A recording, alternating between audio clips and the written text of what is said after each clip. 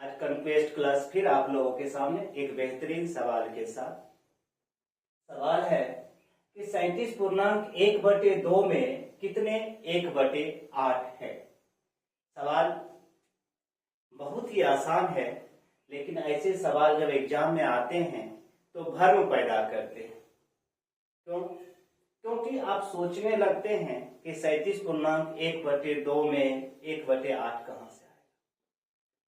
तो आइए आज हम देखते हैं कि 37.1/2 में कितने 1/8 है। करना क्या है, तो सबसे पहले 37.1/2 बराबर हम ये बोल सकते हैं कि x 1/8, x गुना 1/8, और उसके बाद क्या करना है कि 37 दूना 74, 75/2 हो जाता है, और यहाँ पे x गुना 1/8 लिख देते हैं। उसके बाद 2 चौक 8 काटते हैं, 2 चौक 8 काटते हैं। उसके बाद क्या करना है कि हमको क्रॉस मल्टीप्लीकेशन करना है। क्रॉस मल्टीप्लीकेशन मीन्स कोना कोनी मल्टीप्लाई करना है। तो 4 से अगर हम 75 को मल्टीप्लाई करते हैं तो 300 हो जाता है, और x को 1 से मल्टीप्लाई करते हैं तो x ही रहता है, क्योंकि इसके नीचे कुछ नहीं तो 1 बचा हुआ है। तो हम ऐसे लिख सकते हैं x बराबर 75 चौक 300, मतलब 37.1/2 में 300 1/8 है। तो पहला का आंसर 300।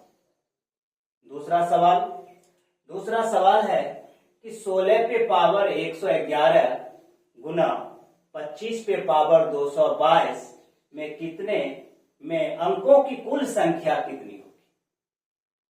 क्वेश्चन है कि 16 पे पावर 111 गुना 25 पर पावर 222 में अंकों की कुल संख्या कितनी होगी।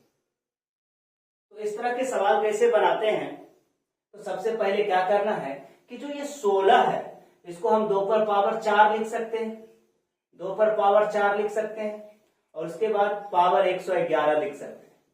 फिर क्या करेंगे, 25 को हम 5 पर पावर 2 लिखेंगे और पावर पे 222।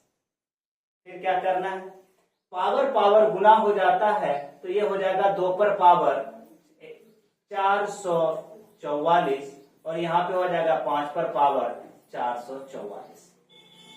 तो अंक का संख्या प्राप्त करने के लिए कुछ बेसिक चीजों की जानकारी होना भी जरूरी है। जैसे आइए देखिए, अगर हम बोले कि हमको 10 लाना है, तो एक 10 लाने के लिए हमको क्या करना पड़ेगा, एक 2 का जरूरत और एक 5 का जरूरत पड़ेगा।